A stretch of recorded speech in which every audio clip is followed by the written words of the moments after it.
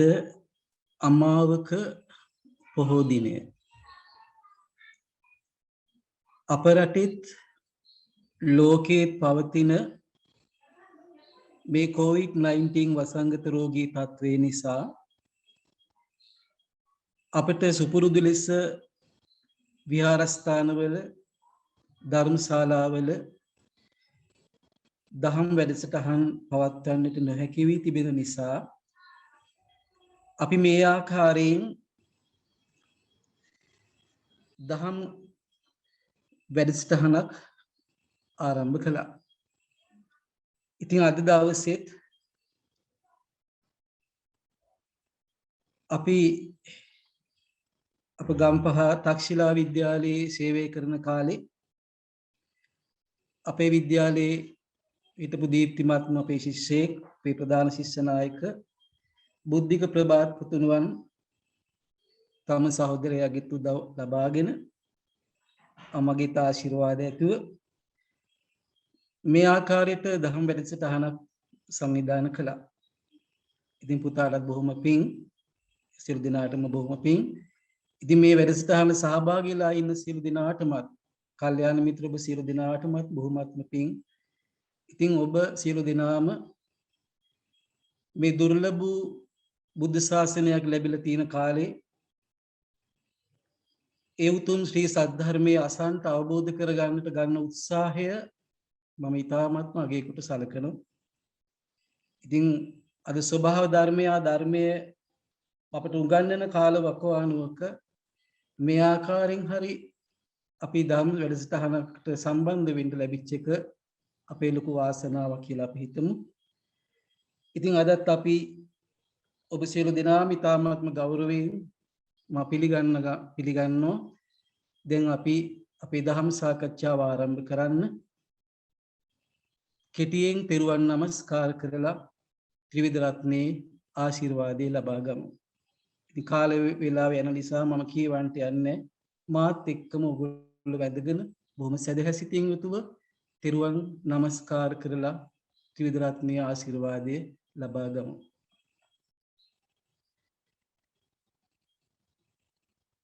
අනන්ත ඥානයෙන් යුතු අනන්ත ගුණයෙන් යුතු මහා කරුණාවෙන් යුතු මාගේ ශාන්තිනායක සම්මා සම්බුදුරජාණන් වහන්සේට මම නමස්කාර කරමි.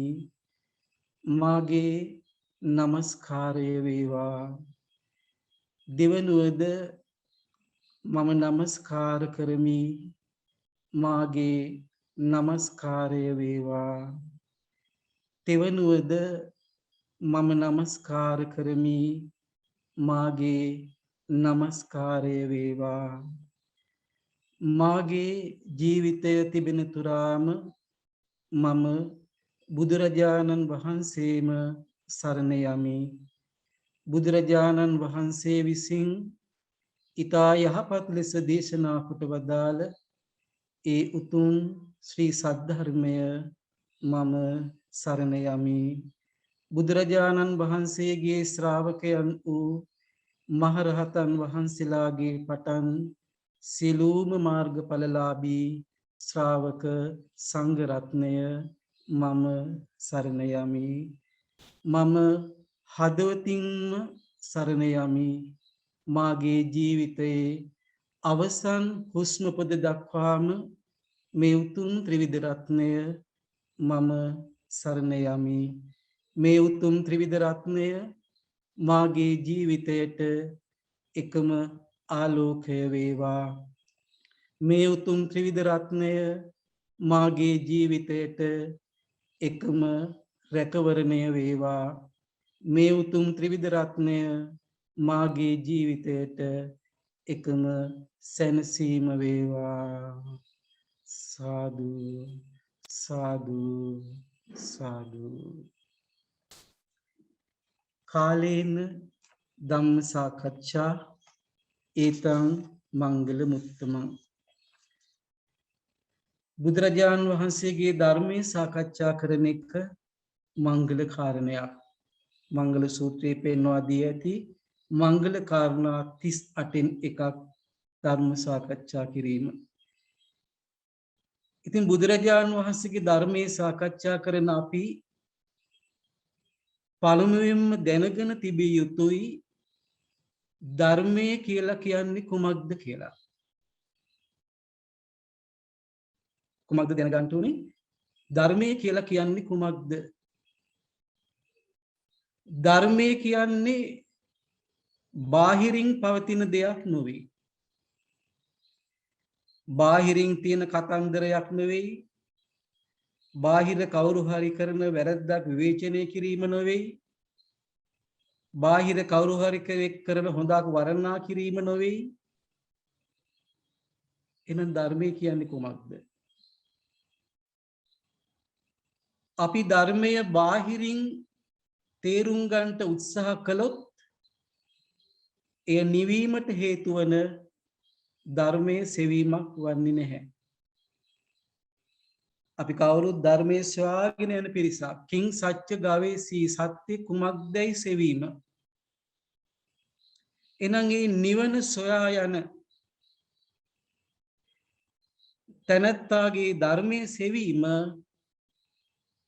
තමා තුල සෙවීමක් විය යුතු බවයි බුදුරජාණන් වහන්සේ පෙන්වා දුන්නේ.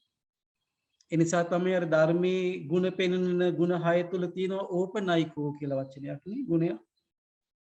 ඕපනයිකයි කියලා කියන්නේ තමා තුලින් මේ ධර්මයේ දකින්න ඕනේ.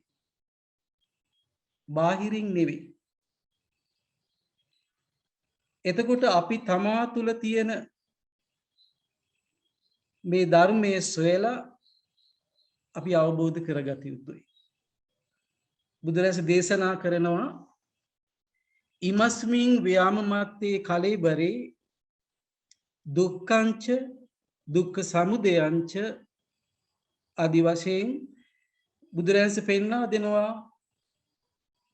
බුදුරජාණන් කෙනෙක් ලෝකයට හෙළි කරන චතුරාර්ය සත්‍ය ධර්මය මේ බඹයක් පමණ වූ ලෝකය තම ජීවිතය තුළට පණවන බවයි බුදුරජාණන් දේශනා කරන්නේ. එහෙනම් ධර්මය කියන්නේ කුමක්ද? ධර්මය කියලා කියන්නේ තම තමන් උසලාගෙන දරාගෙන ඉන්න ආකාරයයි. තම තමන් උසලාගෙන දරාගෙන ඉන්න ආකාරයයි. තිබුණාද අපි දැන් පෘථග්ජන ස්වභාවයෙන් ජීවත් වෙන කෙනෙක් නම් බුදුරජාණන්සේගේ දහම තුළ පුජ්‍යල වර්ග දෙකක් ඉන්නවනේ. පෘථග්ජන අශෘතවත් පෘථග්ජන සහ ශෘතවත් ආර්ය ශ්‍රාවක කියලා. එතකොට පෘථග්ජන ස්වභාවයෙන් ජීවත් වෙලා ඉන්න අය උසලාගෙන දරාගෙන ඉන්න ධර්ම මොනවද? ලෝභයේ පදනම් කරගත්තා වූ ධර්ම, ද්වේෂයේ පදනම් කරගත්තා වූ ධර්ම, මෝහයේ පදනම් කරගත්තා වූ ධර්ම. මෙන්න මේ මූලික ධර්ම තමයි පොහුදුන් සිතක චිත්ත සංතානයක උසලාගෙන දරාගෙන ඉන්නේ.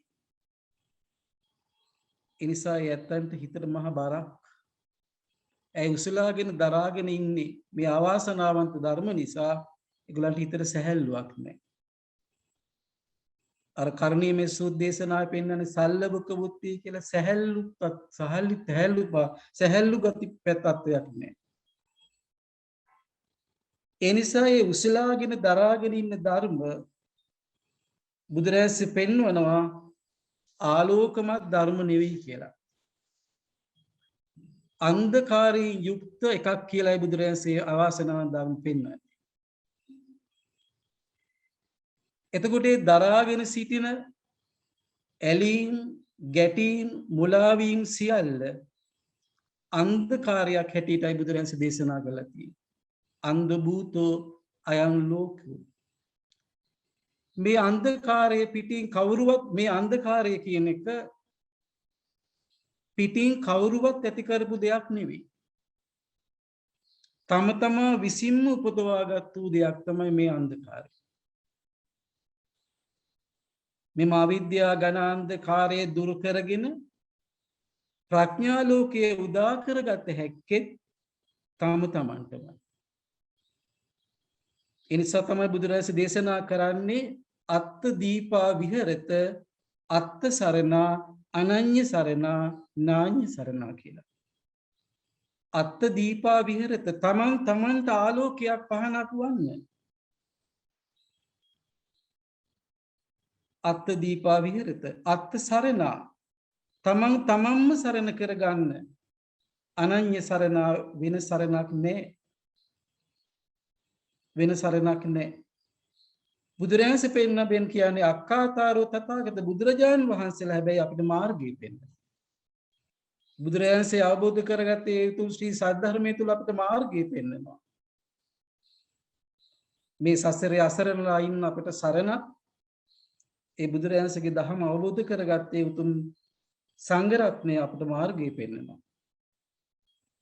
ඒ නිසා තමාම මේ අඳුර දුරු කරගෙන ආලෝකයේ උදා කරගත යුතුයි. ඔයගොල්ලෝ අහලා තියෙනවනේ ධම්මචක්කපවත්තන සූත්‍ර දේශනාව නේද? අපි ඉදිරි කාලේ උන්නම් වෙන වචන අර සාකච්ඡා කරමු. ආලෝකෝ උද්දපාදි නේද? ඥානං උද්දපාදි විද්‍යා උද්දපාදි. ඒ ආලෝකයේ උදා කර ගන්නට පුළුවන් ඉන්නේ තමන්ට වගේ තව කෙනෙකුට කරලා දෙන්න පුළුවන් දෙයක් නෙවෙයි. ඒ නිසා මේ අවිද්‍යා ඝනාන්ධකාරයේ දුරු කරලා දෙන ප්‍රඥා ලෝකයේ උදා කරලා දෙන ඒ උතුම් සද්ධර්මය අපි සාකච්ඡා කරමු. බුදුරජාණන් දේශනා කරනවා ගිහි හෝ වේවා පැවිදි හෝ වේවා නිවන් අවබෝධ කරගන්න ඕනේ නම් ඒ හැම කෙනෙක්ම ඉන්ද්‍රිය සංවර සීලයට එන්න ඕනේ කියලා. දැන් මම දන්නවා මේ සහම් සාකච්ඡාවට සහභාගී වෙලා ඉන්නේ හොඳට ධර්මයේ අසා හොඳ පුරුදු අය, අවබෝධයක් තියෙන අය. ඒ නිසා මේ ඔයගොල්ලෝ සියලු දෙනාට මම දන්නවා උමනාව තියෙන්නේ නිවීම ලබන්නයි. ඒ සඳහා අවබෝධය අවශ්‍යලා තියෙනවා. ඔයගොල්ලෝ දන්නවා අපි කොයිතරම් භෞතික පැත්තෙන් සංවර්ධනයක් අපි භෞතික පැත්තෙන් අපි දියුණුවක් ලබන්න ඕනේ, ආර්ථික පැත්තෙන් දියුණුවක් ලබන්න ඕනේ. අවිනිසා අපි දැහැමිව මිල මුදල් හම්බ කරගෙන ගෙවල් දොරවල් හදාගෙන නේ යාන වාහන අරගෙන ඒ අදට ගැලපෙන විදිහට අපි ඒ අපිට තියෙන ගිහි ජීවිතයේ යුතුයකම් කරගෙන ධනට දම් පින්කම් යුතුයකම් කරගෙන අපි ඒ විදිහට භෞතික පැත්තේ අපි දියුණුවක් හදා ගන්න ඕනේ. නමුත් ප්‍රශ්නේ තියෙන්නේ කොයිතරම් භෞතික පැත්තේ දියුණුවක් හදාගත්තත් අපිට ආධ්‍යාත්මික ගැටලු තියෙනවා. ඇයි හිත නිවිලා නැහැ? හිත ඇවිලෙනවා නිතරම කෙලෙස් ගිනි සහ දුක් ගිනි වලින්. රාගක් ගිනෝ, දෝසක් ගිනෝ, මෝහක් ගිනෝ නේ අපි මම හිතන්නේ පළවෙනි සාකච්ඡාව මම කියලා දුන්නේ. ඒ වගේ කෙලෙස් ගිනි ඊළඟට මොනවද? ජරා, ව්‍යාධි, මරණ, ශෝක, පරිදේව, දුක්ඛ, දෝමනස්, උපායාස, දුක් ගිනි. අද මේ කොවිඩ් වසංගතයත් එක්ක හොඳට ඒ ධර්මතාවය පේනවනේ. ඒ නිසා කොයි පැත්තෙන් ආර්ථික දියුණුවක් අපි හදාගත්තත්, භෞතික දේවල් ලං කරගත්තත් අපිට ආධ්‍යාත්මික පැත්තෙන් බලනකොට පොඩි ගැටලු තියෙනවා. ඒ නිසා මොකක්ද මේ ගැටලුව? මේ හිතරම මේ දැවෙන සිතක් අපිට තියෙනවා. කෙලස් වලින් දැවෙනවා, දුක් ගිනි වලින් දැවෙනවා. ඒ නිසා මේ දැවෙන සිත නිවා ගන්න චිත්තං දන්තං සුඛවහං සිත දමනය කරගත්තාම සිත සිත නිවා ගත්තාමයි අපිට ඒ නිවීම තියෙන්නේ. ඒ නිසා අපි කැමති කවුරුත් තරහ ගන්න නැතුව ඉන්න කැමති ඒ තරහ එනවනේ. ලෝභකමක් නැතුව පරිත්‍යාග කරන්න කැමති ඒත් ලෝභ සිතුවිලි එනවනේ. ඊර්ෂ්‍යා නොකර ඉන්න කැමති ඒත් ඊර්ෂ්‍යාව එනවනේ. ඊර්ෂ්‍යාව එනවනේ. අටලෝ දහම ඉදිරියේ කම්පා නොවී ඉන්න කැමති ඒත් කම්පා වෙනවනේ. ඕක තමයි ආධ්‍යාත්මික ගැටලු. ඒතර ඔය ගැටලු විසඳ ගන්නට අපිට මේ මුළු ලෝකෙටම ඔය ගැටලු විසඳා දෙන්න අවබෝධය ලබා දෙන්නේ ඔය ගැටලු විසඳලා ඔය ඇවිලෙන සිත් නිවා දෙන්නේ ඒ උතුම් බුදුරජාණන් වහන්සේගේ සී සද්ධර්මය. ඒ නිසා අද අපිට මේ පවතින වසංගත රෝගී තත්ත්ව හැම අපිට නම් එච්චර ගැටලුවක් නැහැ. අපිට මේ ධර්මයමයි පේන්නේ. ඒ නිසා අර මේ මොහොතකට කලින් අපි ගෞරවනීය පූජනීය වන්දනීය අපි ගලගිරි ඥානදී සාමණේර දේශනා කළා වගේ අප්‍රමාදීවනේ අපිට තියෙන මේ ධර්ම අවබෝධය ලබාගෙන හිත නිවා ගන්න. ඒ නිසා මම දන්නවා මේ වැඩසටහන සහභාගී වෙන ඔයගලන්ට උමනා වෙලා තියෙන අන්නේ නිවීම. ඒ නිසා තමයි මම සූද්දේශනා 18000 ගණක් අපේ ත්‍රිපිටකය තුල තියෙන්නේ. අපිට වාරණ ඓතිහාසික වාරණ රජමහා විහාරස්ථානයේ අපිට ඒ දායක සභාව විසින් මේ මුළු ත්‍රිපිටකයම පූජා කළා තියෙන අපේ වෙන පුස්තකාලයක් තියලා අපි දැන්පත් කළා තියෙනවා. ඉතින් අපි ඒ සූද්දේශනා අතරින් තෝරලා බේරලා ගන්නේ මෙන්න මේ නිවීමට අදාළ කරන සූත්‍ර දේශනා. හේතුව ඔයගලන්ට උමනා කරලා තියෙන්නේ ඒ නිවීම. අපි කාටත් උමනා කරලා තියෙන්නේ නිවීම. ඒ නිසා තමයි මේ අපි මේ දැන් තෝරගත්ත දැන් මේ අපි දැන් මේ වැඩසටහන අපි තෝරගත්ත සූද්දේශනා දෙක එකක් ආවරණ සූත්‍රය අනික ඉන්ද්‍රිය භාවනා සූත්‍රය. මොකද ඒ සූද්දේශනා වලින් අපිට මඟ පෙන්වන්නේ අර බුදුරජාන් වහන්සේ මේ පෙන්වා දෙන ඉන්ද්‍රිය සංවර සීලයට එන්නයි. එනිසා බුදුරජාන් වහන්සේ සීලය ගැන පෙන්වන තැන මූලික හතරක් පෙන්වනවා.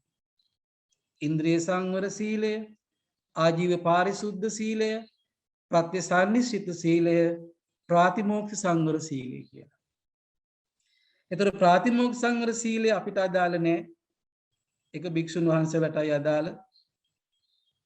අපිට අදාළ වෙන්නේ අනිකුත් සීලයන් තුන.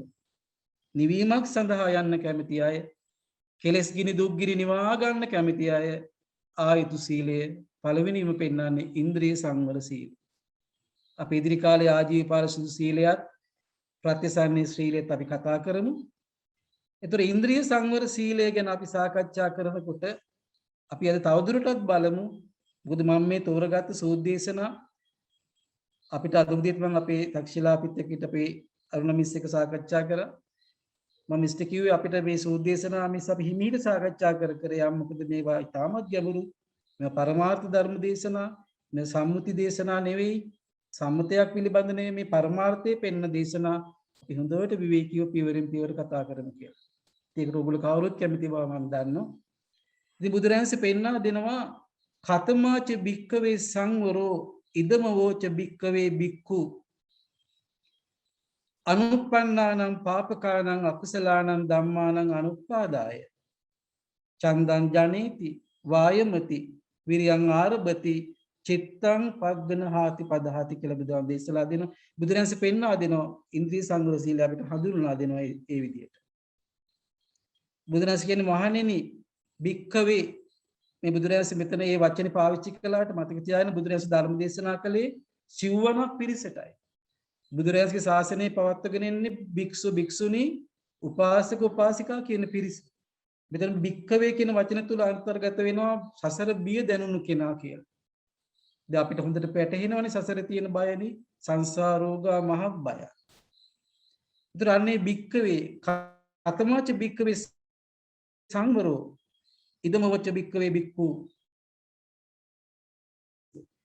පළවෙනි එක තමයි ඉපදුනේ නැති අවාසනාවන්ත ධර්ම ඉපදෙන්නට ඉඩ නොදී ආරක්ෂා වීම කියන්නේ.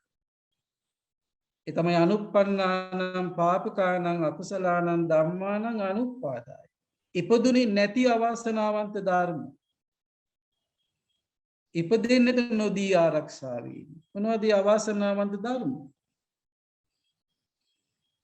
ඇලීම, ගැටීම, මුලා වීම. තවත් පැහැදිලි කරොත් ඇලෙන ගතිය, ගැටෙන ගතිය, මුලා වෙන ගතිය. තවත් සරල කරොත් ලෝභය, ද්වේෂය, මෝහය. ඒතර ඔන්නේ ඉන්ද්‍රියන් අපි දැන් අපි පළවෙනි වැඩසටහන අපි සාකච්ඡා කරා ජීවත් වෙනකොට අනිතරම අපි ජීවත් වෙනවා කියන්නේ අපේ ඉන්ද්‍රියන් අරමුණු විශේෂයි සම්බන්ධතාවනේ. ඒ අරමුණු ගන්න යනකොට ඇලීම, ගැටීම, මුලා වීමත් එක්ක මොනවද රැස් වෙන අවාසනාව ධර්ම? ලෝභය, ද්වේෂය, මෝහය. එතකොට මේ බුදුහාමුදුරු පෙන්වා දෙනවා ඒ නිසා ඉන්ද්‍රිය සංවරය සඳහා ඉස්ලාම ඉපද වෙන්න ඕනේ ඒ ඉපදුනේ නැති අවාසනාවන්ත ධර්ම ඉපදෙන්න ඉඩ නොදී ආරක්ෂා කර ගන්න කියන්නේ. ඒ දෙවෙනි වචනේ ඒ සඳහා සිතේ කැමැත්තක් ඇති කර ගන්න. ඒකට කියන චන්දං ජනේති කියලා. සමහර අය කැමති නොවෙන්න පුළුවන් නේ. සමහර ඔයගොල්ලෝ දකින්නවනේ දැන් අද මේ මේ නිරෝධායන ඉදිරිනීතිය පනවලා තියෙද්දී සමහර අය කැමති මොනවටද? අර ඉන්ද්‍රියයන් පිනවන්නනේ හොරෙන් හරි නීතියට කුණුවිතට හොරෙන් හරිනේ. ඒගොල්ලෝ කැමති නැහැ. ඒගොල්ලෝ කැමති ඉන්ද්‍රියන් පිනවමින් අර රාග දේශ මොහේ වැඩෙන වැඩ පිළිවෙලට. ඒගොල්ලෝ කැමති. සමහර අයට කැමැත්ත නැහැ. ඉතින් හරි ඇත්තම අපි අනුකම්පා කරන්න ඕනේ. ඒගොල්ලන්ට සද්ධර්මය ඇහිලා නැහැ. ඉතින් ඒගොල්ලන්ගේ තියෙන කාමච්ඡන්දය කියන්නේ. පංචකාමයන්ට ඒගොල්ලන් කැමැත්ත තියෙන්නේ. ඒ නිසා නිතරම බලන්නේ මේ පවතින මොන වකවානුවක් තුල හරි කමන්නේ බලන්නේ අධර්මයෙන් හරි කමන්නේ ඉන්ද්‍රියන් පිනවලා. ඒ නිසා බුදුහාම දේශනා කරන්නේ ඒ සඳහා සිතේ කැමැත්තක් ඇති කරගන්න චන්දං ජනේති. ඒ කියන්නේ අවාසනාවන්ත ධර්ම ඉපදෙන්න ඉඩ නොදී ඉන්ද්‍රිය රැක ගන්නට කැමැත්තක් තියෙන්න ඕනේ. චන්දං ජනේති. තුන්වෙනි පෙන්න වීරියක් ඇති කරගන්න වායමති. ඒක තියෙනවා වීරියන් ආරම්භති කියලා තේන පෙන්නා දෙනවා. වීරිය ආරම්භ කරලා එක පවත් ගන්න. මොකද මේක මේ කුසීත කම්මැලි කෙනෙකුට මේව කරන්න බෑ. මොකද මේ වාර වේරමණී සීලයක් සමාදන් වෙලා රකින්න වගේ ලීසි නැහැ කියලා අපි දා තේරුම් ගත්තනේ නේද? මොකද සිත නිතරම බලන්නේ කුමක්ද? ඇස නිතරම බලන්නේ ප්‍රිය රූපවල කියන්නේ ඇස නිතරම රූපත් එක්ක ඇලෙන්න යනවා ගැටෙන්නේ. කන නිතරම ශබ්දත් එක්ක ඇලෙන්න යනවා ගැටෙන්න යනවා. නාසය නිතරම ගන්ධයත් එක්ක ගඳ සුවඳත් එක්ක ඇලෙන්න යනවා ගැටෙන්න යනවා. දිව නිතරම රසයන් එක්ක ඇලෙන්න යනවා ගැටෙන්න යනවා. සංවේදී ඇලෙන්න යනවා ගැටෙන්න යනවා. මනස සිතුවිලිත් එක්ක ඇලෙනවා ගැටෙනවා. ඒක තමයි පුහුදුන් ස්වභාවය. ඒතර ඔන්නෝම ස්වභාවයක් තුල තමයි ඉන්නේ. ඔකට අපි කිව්වේ ක්ලේශ වට්ටේ තුල ඉන්නවා කියලානේ. එහෙම ක්ලේශ වට්ටය තුල ඉන්න බව වැටහෙන්නේ දැනෙන්නේ ඉන්ද්‍රිය සංසීලයට යනකොටයි. මම කලින් වැඩසටහනකේ පංචශීල ප්‍රතිපදාවක ඔබ දැනෙන්නේ. පංචශීල පද පහම හොඳට ආරක්ෂා කර ගන්න ඕනේ අපේ නිත්‍ය සීලය. නමුත් පංචශීල ප්‍රතිපදාව තුළ හිටියා කියලා සමහරට පොය උපවාස සීලයක සමාදයි කියලා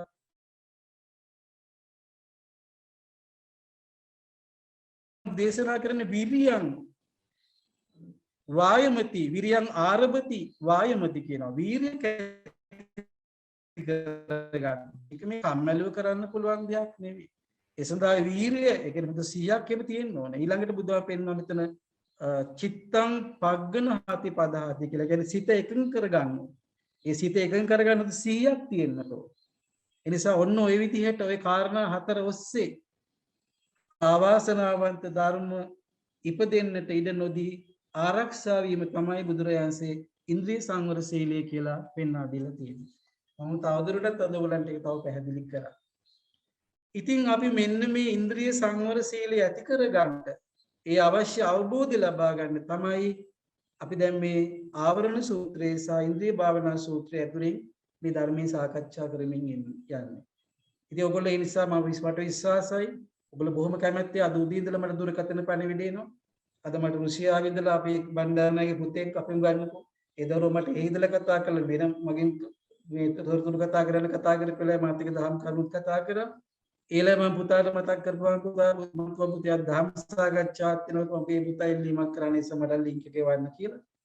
ඒ රුසියා මයිතන මෙහෙලට හවස 4 වගේ කිව්ව වෙලාව කොහමද ඒ පුතා සම්බන්ධ වෙන බලාපොරොත්තු වෙනවද නිවාඩු දිනයක් කියලා. ඒ පුතා වැඩිදුර අධ්‍යාපනයට ඒ රටට ගියේ. ඉතින් ඒ වගේ තරුණ දරුවෝ පවා උනන්දුවක් උමනාවක් තියෙන බව අපි දන්නවා. ඒකට උමනාවක් තියෙන බව මම දන්නවා. ඒ නිසා අපි තවදුරටත් ඒ සූත් දේශනාව ඔස්සේ මේ ධර්ම කරුණු සාකච්ඡා කරගෙන යමු. ඉතින් අපි දන්නවා අපි ආවරණ සූත්‍රයේ ගැන අපි සාකච්ඡා කරගෙන ගියා. ඒ ආවරණ සූත්‍රයේ සාකච්ඡා කරගෙන යනකොට අපි තේරුම් ගත්තා එකවද වචනයක් අපි ක්ලේශ වට්ටය කියලා. නිතරම අපි මේ ක්ලේශ වට්ටයක් තුල තමයි ඉන්නේ පුහුදුන් සිත අපෘතග්ජනයි. ඒ නිසා අපි ඒ සූද්දේශනාවත් එක්ක තව තමයි මේ සූද්දේශනාවෙන් තවත් ධර්ම ප්‍රධාන කරුණු ටිකක් ක්ලේශ වට්ටය ගැන ඔයගොල්ලත් එක්ක කතා කරන්න. බුදුරජාණන්සේ පෙන්වා දෙනවා මේ ක්ලේශ වටේ තුල තියෙන්නේ මොනවද කියලා. ඒ ආවරණ සූත්‍ර දේශනාවේ පෙන්වා දෙනවා ක්ලේශ වටේ තුල තියෙන්නේ මොනවද කියලා. ක්ලේශ වටේ තුල කාරණා දෙකක් බුදුරජාණන්සේ පෙන්වා දෙනවා.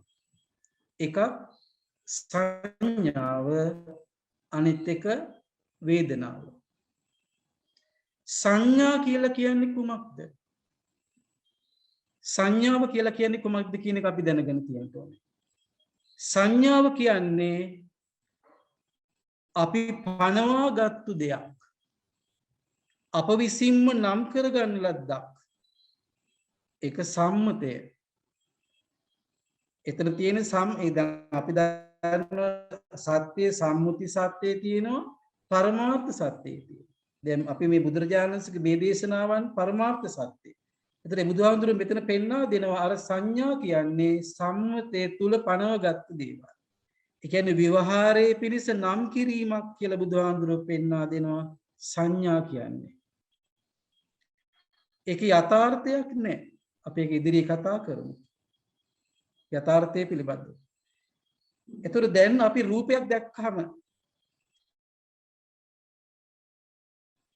අපි කතා කරා ඒ රූපයක් දැක්කහම කැමැති විදිහට ගන්නවා නැත්නම් අකමැති විදිහට ගන්නවා. චක්කුණා රූපං දිස්වා uppajjati මනාපං uppajjati යමනාපං uppajjati මනාපමනාපං කියලා අපි සාකච්ඡා කරන්නේ. කියන්නේ ඊතරම ද්වේතාවයක් තියෙනවා. දෙපැත්තක් තියෙනවා. කැමැති අකමැති.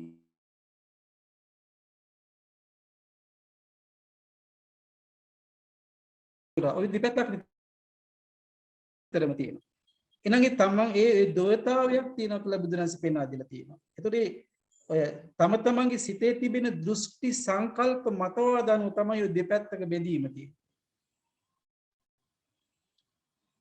දැන් එකම රූපයක් අපි ගත්තොත් එකම රූපයක් අපි හිතමු උදාහරණ වශයෙන් පුජ්‍යලේක අපි ගමුකෝ. අපි හිතමු පිරිමි පුජ්‍යලේක කියලා හිතන්නකෝනේ. දැන් එකම පුජ්‍යලෙකුට ඒ රූපය එයාගේ අම්මව්පියෝ දකින්නේ මගේ පුතා කියලා. එයාගේ සහෝදර සහෝදරියෝ දකින්නේ මගේ සහෝදරයා කියලා. එයා විවාහ වෙලා නම් භාර්යාව දකින්නේ මගේ ස්වාමි පුරුෂයා කියලා. දරුවෝ දකින්නේ මගේ තාත්තා කියලා. ඥාතීන් දකින්න පුළුවන් මහප්පා මාමනේ. ඒතර බලන්න එකම රූපයකට එක එකයි පනවපු සංඥාව. ඔය මේ සම්මතයේ තුල පනව ගැනීම.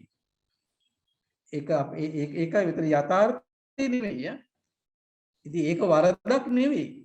සම්මත ජීවිතය තුල අපි සම්මත අපි ජීවත් වෙන තියෙන සම්මතය තුල ඉන්නවා. හැබැයි පරමාර්ථය දකිමින්.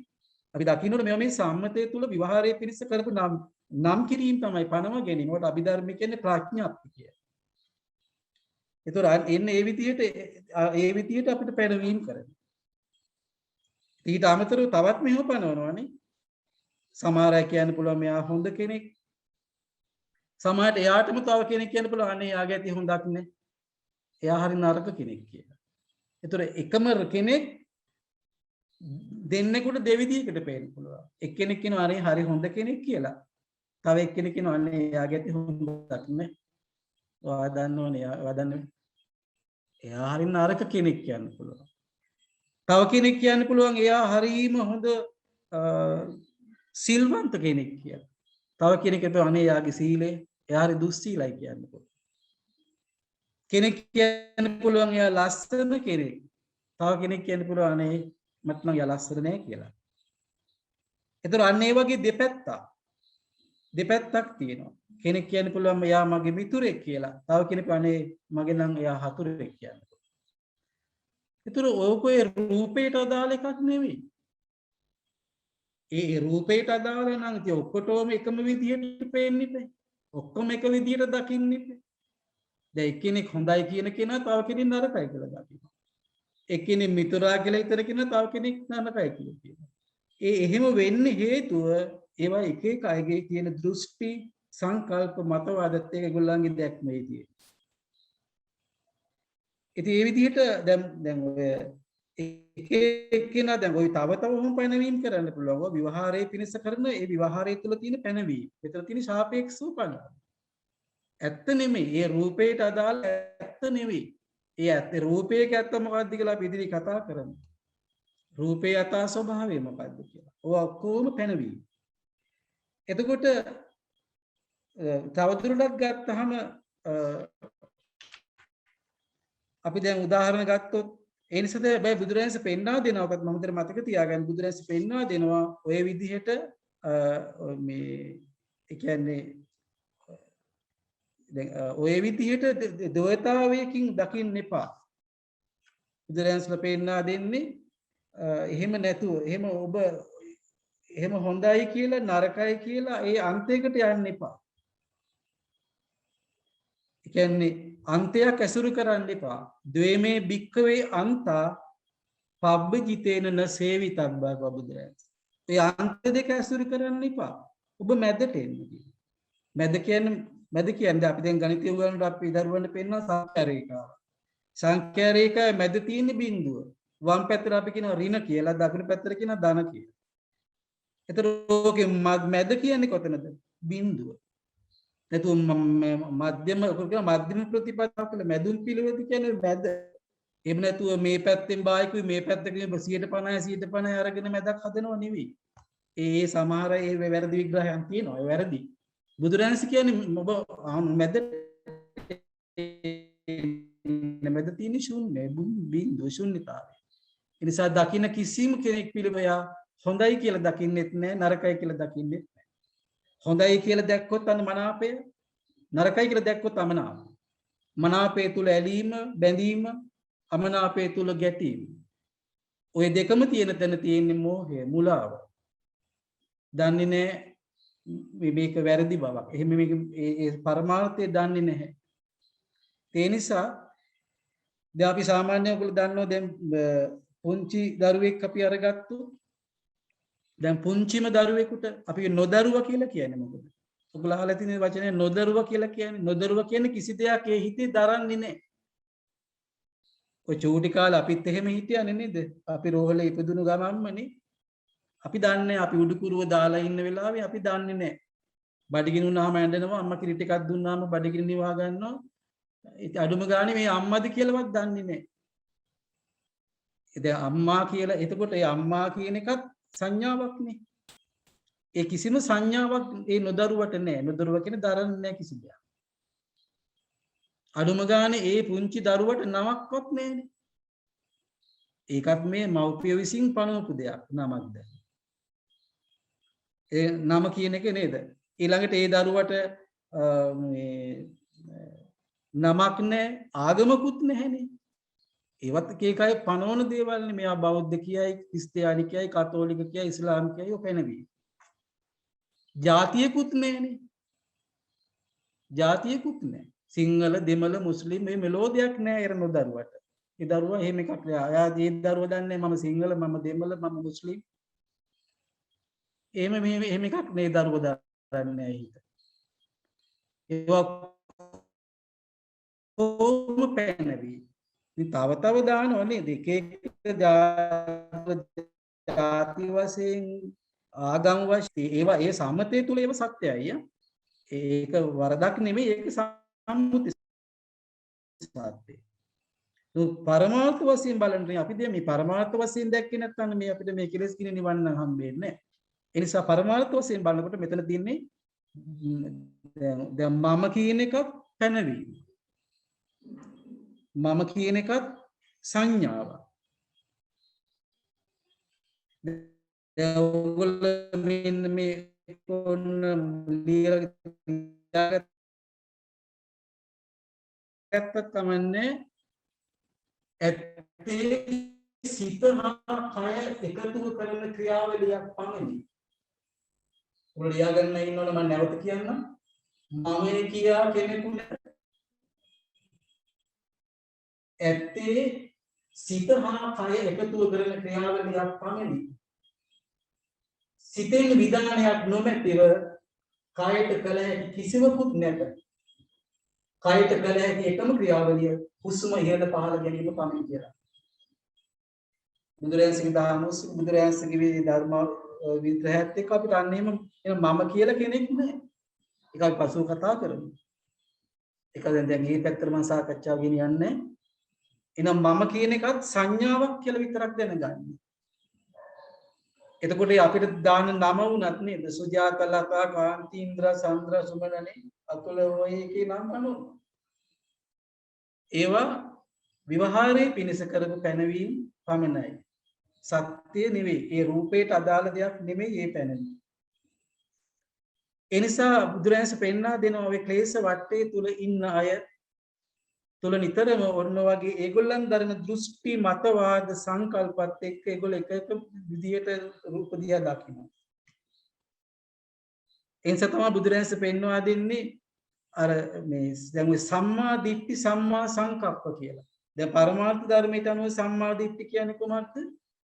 සම්පූර්ණයෙන්ම මිදෙනව මොනවෙන්ද? දෘෂ්ටි වල. පරමාර්ථ ධර්මයට අනුව සම්මා සංකප්ප කියන්නේ කොහොමද? සම්පූර්ණයෙන් මිදෙනව මොනවෙන්ද? සංකල්ප වල. ඒකයි සම්මා කියන වචනේ සම්පූර්ණයෙන් මිදෙන. එහෙම නොවුනොත් මොකද වෙන්නේ? තම තමන්ගේ දෘෂ්ටි සංකල්ප වලින් ලෝකේ බලන්නේ. එක එක දෘෂ්ටි. ආගමික දෘෂ්ටි තියෙන්න පුළුවන් නේ. දේශපාලන දෘෂ්ටි තියෙන්න පුළුවන්. ඒ සංකල්ප වලින් ලෝකේ බලන්නේ යනකොට මොකද වෙන්නේ? අර විදියට දුවතාවයක් ඇති වෙනවා. හොඳයි නරකයි. තමන්ගේ දෘෂ්ටියට ගැලපෙනවා නම් හොඳයි. ගැලපෙන්නේ නැත්නම් නරකයි. තමන්ගේ සංකල්පයට එකද නම් එයා හොඳයි නැත්නම් නරකයි. ඒ නිසා බුදුරජාණන්සේ පෙන්වා දෙන සම්පූර්ණයෙන්ම ওই දෘෂ්ටි වලින් මිදෙන්න. ඔයගොල්ලෝ දන්නවා කර්ණීයමෙති සූද්දේශනාව. අපි මේ සූද්දේශනාව ඉදිරිය සාකච්ඡා කරමු. අපි වාරණ විහාරස්ථ අපේ දහම රසයන් අපි සාකච්ඡා කළා. ඒ සූද්දේශනාවේ අවසාන කියන්නේ කොහොමද? දිට්ඨිංච අනුපගම්ම සීලවා. දෘෂ්ටියට නොබසගත් සිල්වතෙක් වෙන්න කියනවා බුදුරජාණන්. දස්සනේන සම්පන්නෝ නිවර්දිව දකින්න. ඒ කියන්නේ නිවර්දිව දකින්නවා කියන්නේ යථාභූත ඥාන දර්ශන. යථා ස්වභාවය දකින්න. එහෙම නැත්නම් ඔබ මේ දෝතාවයක් ඇසුරු කරන යනකොට ඔබගේ සිතේ ඇලීමයි ගැටීමයි. ඇලීම තුළ ලෝභය, ඇලීම තුළ ගැටීම තුළ ද්වේෂය, ඔය දෙකම තියෙන තැන මෝහය. ඒ නිසා බුදුරජාණන් දේශනා කරන්නේ ද්වේමේ අන්තා පබ්බජිතේන සේවිතබ්බා. අන්ත දෙකක් ඇසුරු කරන්න එපා. අන්ත දෙකක් ඇසුරු කරන්න එපා. ඔකදී තවදුරටත් ඔය අපි දකින රූපවල යථා ස්වභාවය අපි ඉදිරියේ කතා කරමු. ඔය දකින රූපවල තියෙන මොනවද? පඨවි ආපෝ තේජෝ වායෝ. ඔතන තියෙන තව විඥාන ධාතු නේද? ඔය වගේ ධාතු හයක්. ධාතු පඨවි ආපෝ තේජෝ වායෝ විඥාන ධාතු. අපෝ ඉදිරියේ කතා කරමු. ඒතකොට ඔය පරමාර්ථයේ දකින්නකොට මේක මේ වේගෙන් මේක මේ ඇති බිඳි බිඳි යන රූප කලාපවල වෙදිච්ච එකක්. කන බොන ආහාරවල නිසා පවතින එකක්. අපි ඉන්න මේ වගේ රූපේ යථා ස්වභාවය දකින්නකොට දකින රූප වල ඔය පුජ්‍යලයන් තුල ඔය වගේ පැනවීම කරන්න යන්නේ. ඒ පැනවීම කරන්නේ තියෙන මෝහය නිසා. යථා භූත ඥාන දර්ශනේ නැති නිසා. ඒගොල්ලෝ දෘෂ්ටියට බැසගත්ත නිසා. ඒ හින්දා අපි මේ තේරුම් ගන්නට ඕනේ කුමක්ද? සම්මා දිට්ඨි සම්මා සංකප්ප. සම්පූර්ණයෙන් දෘෂ්ටි වලින් මිදෙන්න. සම්පූර්ණයෙන්ම සංකල්ප වලින් මිදලා යථා භූත ඥාන දර්ශනේ දිට්ඨිංච අනුපගම්ම සීලවා කියන දෘෂ්ටියට නොබැසගත් සිල්වතෙක් වෙන්නට බලන්න. එහෙම වුණොත් තමයි බුදුහාඳුරේ සූද්දේශනා පෙන්වන්නේ දිට්ඨිංච අනුපගම්ම සීලවා දස්සනේන සම්පන්නෝ කාමේ සුවිනේය ගේදා. ඒ කාමයට තියෙන කෑදරකම නැති වෙලා යනවා. බලන්න කොච්චර මේ කාම වස්තුවල තියෙන කෑදරකමනේ. පුජ්‍යලයෙන් විතරක් නෙමෙයි වස්තුවටත් එහෙම කෑදරන්නේ. ඉතින් ඔය අනේ මම මගේ කියන්නේ. හැබැයි දැන් කොවිඩ් වසංගතය දෙනවා එහෙම එකක් නැහැ කියලා. එහෙම එකක් නැහැ කියන එක හොඳට වටහා දෙන්න. ඒ නිසා මේ කොවිඩ් වසංගතය තුල ධර්මය අවබෝධ කරගන්න අයට මේක ආශිර්වාදයක් කරගන්න. බයක් ඇති කරගන්න ඕනේ නැහැ. ඒක ඉතින් අපිට උරුම දෙන්නේ මරණය. අපිට ඉපදුනා නම් ඒකම ඉතින් ජාති ජරා ව්‍යාධි මරණ ශෝක පරිදේව දුක දොමනස් උපායස. ඔකට මේ ශෝක වෙන්න බය වෙන්න දෙයක් නැහැ. උපේක්ෂාවම ඇති කරන්න වෙනවා.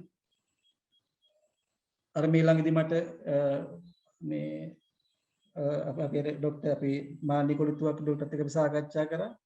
ඒ ડોක්ටර් සමහරවිට මෙරසටන සම්බන්ධ වෙලා ඉන්නත් පුළුවන් අද. ඒ ડોක්ටර් කිව්වේ මානසික තත්ත්වය බලපානවා කියලා රෝගවල. දැන් හරි ශෝකයටපත් වෙලා නම් ඉන්නේ ඒ ශෝකයත් එක්ක නේද අඬාගෙන නේද විලාප දීගෙනනේ. දැන් ඔයගොල්ලෝ දන්නවනේ ශෝක පරිදේව කියන්නේ මොකද්ද? විලාප දෙන්න. දැන් මේ කාලේ අපිට එහෙම අත්දකින්නකු තියෙනවා. පේනවා නේද? විලාප දෙනවා පරිදේව. එතකොට ශෝක පරිදේව දුක්ඛ දෝමනස් උපායස කියලා කියන්නේ දැන් මේ වේදනාව දැන් තද කරගෙන ඉන්නේ. දැන් කෑ ගහලා වෙහෙස කරයි කෑ ගහගන්න බෑ. ඒකයි උපායසය. එතකොට පරිදේවය කියන්නේ විලාප දෙනවා. එතකොට ශෝක පරිදේව දුක්ඛ දෝමනස්ස දුක කියන්නේ කායික මහ පීඩාවක් තියෙනවා. දෝමනස්ස කියන්නේ හිතට මහා පීඩාවක් තියෙනවා. ඒතර ඔන්න ඔය විදිහට ඔය විදිහට ඔය දුක්ඛන්දරාවකට පත් වෙන්න හේතුව ඉතින් ඕක අපි එක ජීවිතයේ යථා ස්වභාවය බව තේරුම් ගන්න ඕනේ. ඒ නිසා ඒක ශෝකය කියන එක තුල අපේ ડોක්ටර්ස්ලා කියන්නේ ඒගොල්ලෝ මේ ශෝකයේ තියෙන තැන අර සෙම් ධාතුව කිපෙනවා කියන්නේ. ඒ කියන්නේ සමහර අය අඬන්නේ හොටු පෙරාගෙන අඬනවා කියන්නේ. අඬනවනේ සමහරට ඒක එහෙම වෙනවනේ. ඒ කියන්නේ සෙම් ධාතුව කිපෙනවා. ඒක ශෝකය. බය ඇති වුණාම heart එකේ ප්‍රෙෂර් එක වැඩි වෙනවනේ. ඉලේ ගමන වේගවත් වෙනවා. වායු ධාතුව කිපෙනවා. බය වුණාම හුස්ම ගැනීම ඉහළ පාල ගැනීම වැඩි වෙනවනේ. ඒ නිසා මේ බය කියන එක ශෝක බය. ඊළඟට හිතේ ද්වේෂය ආපුවාමනේ පිත කිපෙනවනේ. මේ ධාතුව රත් වෙලා පිච්චෙනවා. ප්‍රතිශක්තිය අඩු වෙලා යනවා. ඒ නිසා අද කාලේ අපි කරන්න ඕනේ කරන්නේ මේ ධර්මාභෝධය තුලම මේ ලෝකේ සත්‍ය දකිමින් ඒ ශෝකය පරිදේවේ දුක්ඛේ දෝමනස්ස කියන නිවා ගන්න ධර්මාභෝධය ලබා ගන්න එකමයි කරන්නේ. නැතුව මේව අපිට වෙනස් කරන්න බෑ. කවද ඉවර වෙයිද කියලා කියන්නත් බෑ. ඒ නිසා අපි උපේක්ෂාව දිනු කරගන්නට මේ ධර්මාභෝධය ලබා ගමු. ඉතින් අපි දන්නවා දැන් ඊළඟට දැන් සංඥාව කියන එක ගැන ඔයගොල්ලන්ට මම හිතන්නේ මූලික අවබෝධයක් ලැබෙන්නේ නැති. සංඥාව කියලා කියන්නේ නම් විවහාරයේ පිනිස්ස කරන ලද නම් කිරීමක්, පැනවීමක්, ප්‍රඥාක්තිය. ඒක සත්‍ය නෙමෙයි. ඒක රූපයට අදාළ දෙයක් නෙවෙයි. දැන් අපි සාමාන්‍ය වස්තුවක් අරගෙන බැලුවත් නේ. දැන් අපි සාමාන්‍යයෙන් දැන් මේසය කියලා කිව්වට උතන ඇත්තෙන්ම මේසය කියලා කියන්නේ ඒක යම්කිසි ආකෘතියකට සකස් කරලා ලී දඬු වලින් සකස් කරලා ඒකට නමක් දාලා තියෙනවා මේසෙ. එක කෑලි කෑලි වෙනම කකුල් අරගෙන ගලවලා අයින් කරලා බලනකොට එතන නැති මේසයක් නෑ. හැම එකක්ම මේ වගේ. ඔය දකින්න වස්තු අරගෙන ඒව කෑලි වෙන් කරලා බලනකොට එතන නැති වේතියක්. ඒක නේනම් ඒක යම්කිසි ආකෘතියකට සකස් කරගෙන ඒකට නමක් දෙනවා. ඒකට වටිනාකමක් දෙනවා. ඒක මේ ඒවත් පැනවීම. ඒ වටිනාකම යම් කාලයකට වටිනවා කාලයක් යනකොට වටිනාකම නැති වෙනවා. ඒ වටිනාකම වැඩි වෙන දෙයට ඇලෙනවා බැඳෙනවා. වටිනාකම අඩු වෙනම් ඒවත් එක්ක සමාජයට ඒවා ප්‍රතික්ෂේප වෙන්න පුළුවන්. ඒවා ගැටෙන්න පුළුවන්. ඒ නිසා අපි තේරුම් ගත්ත එන ඉස්ලාම මොකද්ද සංඥා කියන වචන දැන් මම හිතන්නේ ඔයගලන්ට යම් අවබෝධයක් ලැබෙන්නේ නැති. ඉතින් ප්‍රශ්නේ තියෙන්නේ බුදුරජාණන්සලා දේශනා කරන්නේ එහෙම සංඥාවක් වශයෙන් දකින්න. සංඥාවක් වශයෙන් දකින්න නැත්තම් එහෙම නොදැක්කොත් බුදුහාමුදුරුවෝ දේශනා කරනවා ඒ විඳින එකක් බවට පත් වෙනවා කියලා. අන්න එතකොට තමයි අර සංඥාව කොහොමද වෙන්නේ? රස සංඥා කියන තැනට එනවා. රස සංඥාව. ඒ කියන්නේ මිහිරි අමිහිරි අන්න දෝතාව එතනක් තියෙනවානේ. අර විවහාරයේ පිණිස පවතින දෙයක් වශයෙන් දකින්න නැතුව ඒක විඳින එකක් බවට පත් කරගත්තොත් මොකද වෙන්නේ? ඒකට කියනවා රස සංඥාවක් කරගන්නවා. අනේ රස සංඥාව තුළ ඒ රස සංඥාව තුළ මොකක්ද ඇති වෙන්නේ? මිහිරි කියලා දකින්න රසයේ ඇති වෙනවා මොකද්ද? සුඛ වේදනාව. අමිහිරි රසයේ වශයෙන් දකින්නකොට ඇති වෙනවා දුක් වේදනාව. ඒකට අදුක්කම සුඛ කියලා වේදනාවක් බුදුරජාණන්සේ පෙන්වා දෙනවා. එහෙනම් දැන් බලන්නකො අර සංඥාව විඳින එකක් බවට පත් වුනහම එතන තියෙනවා මොකද්ද? සුඛ වේදනාව, දුක් වේදනාව අදුක්කම සුඛ වේදනාව කිය. දැන් සංඥාව රස සංඥාව. හැබැයි එතකොට ඔක්කොම සංඥා කියන එකත් ඔය වේදනාව කියන එකත් අපි විසින් හදාගත්ත දෙයක්. අපි පනවගත්ත දේවල් සංඥා. ඒ ඔස්සේ මේ විඳීමත් තමන් ඇති කරගත්ත දෙයක්. ඒ නිසා බුදුරජාණන් වහන්සේගේ ධර්මය අවබෝධ වෙනකොට සංඥා වේදිත නිරෝධයකට එන්න පුළුවන්කම ලැබෙනවා. සංඥා වේදිත නිරෝධය. මොකද බුදුරජාණන් වහන්සේ පෙන්වා දෙන නිවීම තුල තියෙන්නේ අවේදිත සැපක්. විඳින සැපක් නෙමෙයි. දැන් රහතන් වහන්සේලා වැඩ ඉන්නේ අවේදිත සුඛයේ. රහතන් වහන්සේලාටත් අර සංඥා එනවා. එනමුත් ඒවා ඔස්සේ එල්ලලා යන්නේ ඇලීමක් ගැටීමක් මුලාවීමක් නැහැ. සංඥාවක් වශයෙන් දැකලා එතන අතහරින. ඒ නිසා රහතන් වහන්සේලා වැඩ ඉන්නේ නිවීම තුල. ඒ නිසා මේ නිවීම කියන එක අපි හොඳට මතක තියාගන්න ඕනේ. කන්නේ මරණයෙන් පස්සේ ලැබෙනව නෙවෙයි. බුදුරජාණන් වහන්සේගේ දහම එකක්වත් නෑ මරණයෙන් පස්සේ ලැබෙන්නේ.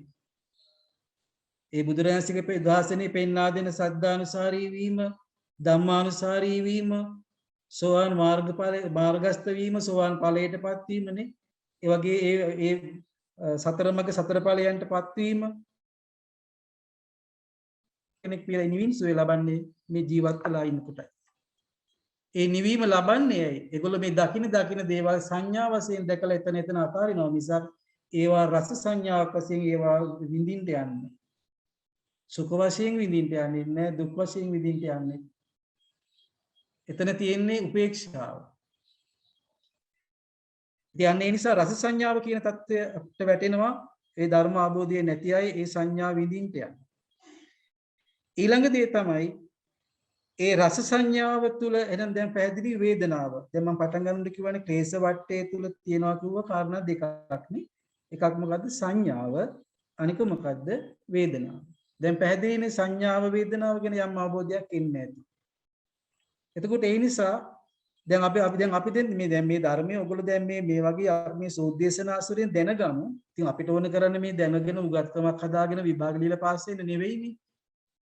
දැන් අපි ඉස්කෝලේ දරුවන් නම් ධර්මයේ පාඩමක් කරනකොට අපි බලන්නේ දරුවට මතක තියාගෙන කොහොම හරි විභාගයට ලකුණු ටිකක් අරන් දෙන්නේ නේ. නමුත් අපි මේ නිවීම සඳහා ධර්මයේ සොයාගෙන යන අපිට ඕන කරන්නේ මේක ප්‍රායෝගික වෙන්න ඕනේ. ඒ නිසා දැන් ඔයගොල්ලෝ බලන්න දැන් මම තාම කතා කරන්නේ රූපයක් ගැන විතරයි ඇසට දකින රූපය ගැන. චක්කුණා රූපං දිස්වා කියන තැනයි මේ තාම කතා කරගෙන යන්නේ. ඉතින් ඒතකොට දැන් අපි දැන් බලන්න ඕනේ තමා තුළින් දැන් තමන් උදේ නැගිට වෙලා ඉඳලා නිදාගන්න යන තෙක්ම රූප දකින්නවනේ. උජ්ජල වශයෙන් වස්තු වශයෙන් සිද්ධි වශයෙන් එක දේවල් දකින්නවනේ. දැන් සිද්ධි ගත්තාමත් ඒ වගේ. දැන් සිද්ධියක් ගත්තාමත් ඔය ගැටීම ඇති වෙන්න හේතුව ඇලීම ප්‍රධානම හේතුව තමන් දරන සංකල්ප. දැන් පැහැදිලිද? ඒ සාකච්ඡා කරපු දේවල් මොන හරි අපහැදිලි තැන් ඇති වුණා නම් මට නැවත මතක් කරන්න. මොකද අපිට ඒ හොඳ ඒ අවබෝධය ඉතාමත් අවශ්‍යයි. මොකද මේ ධර්මයේ කියන එක සුණාත් හොඳට අහන්න ඕනේනේ. එතකොට සුතාකව බුදුහාමුදුරනේ දතා කියන හොඳට ඒව හිතේ දරන්නත් ඕනේ. ඒ නිසා හොඳට අවබෝධ වෙන්නත් ඕනේ. ඒ නිසා මොන හරි තාක්ෂණික දෝෂයක් නිසා මොන හරි පැහැදිලි මගේ ඇති වුණා නම් මට ඔයගොල්ලෝ කියන්න මේ තැන් නැවත පැහැදිලි කරලා දෙන්න කියලා.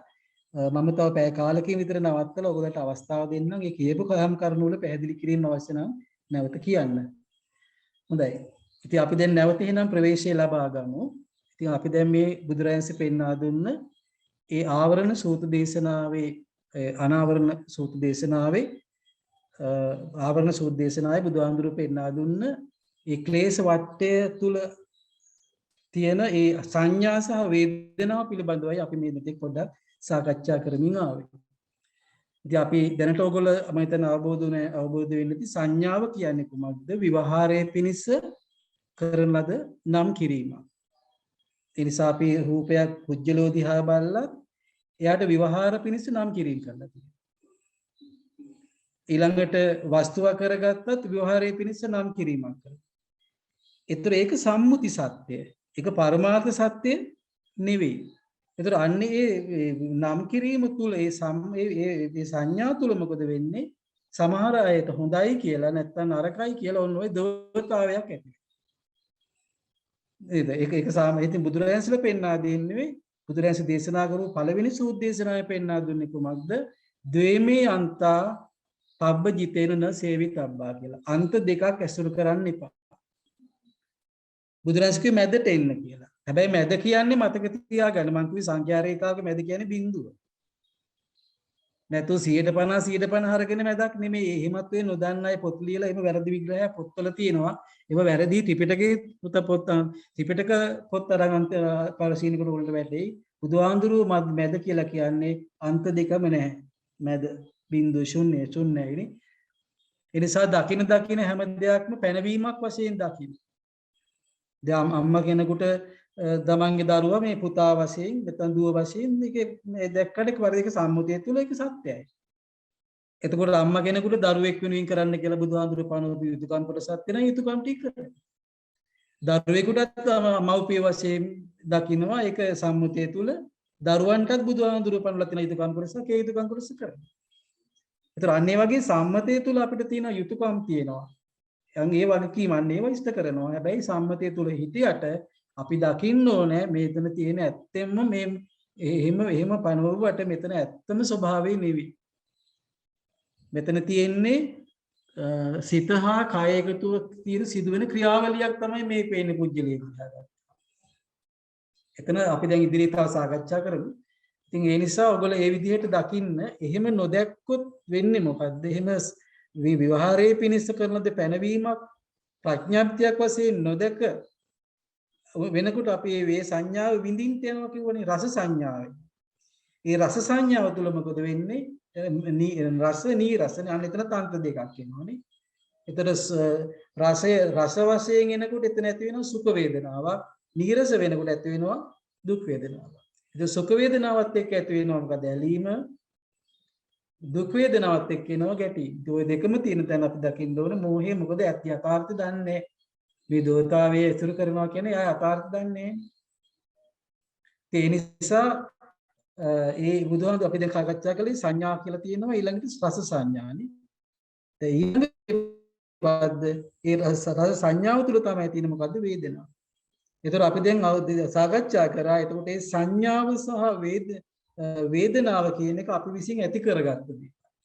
එහෙනම් ඇති කරගත් දේවල් අපිට නැති කරගන්න පුළුවන්. ඒ නිසා තමයි බුදුහාඳුරු පෙන්වා දෙන්නේ සංඥා වේදිත නිරෝධය කියලා. ඒ නිසා අපි සංඥා වශයෙන් දැකලා රහතන් වහන්සේලා කියන්නේ සංඥා ඒක දැක්ක විතරයි නේ.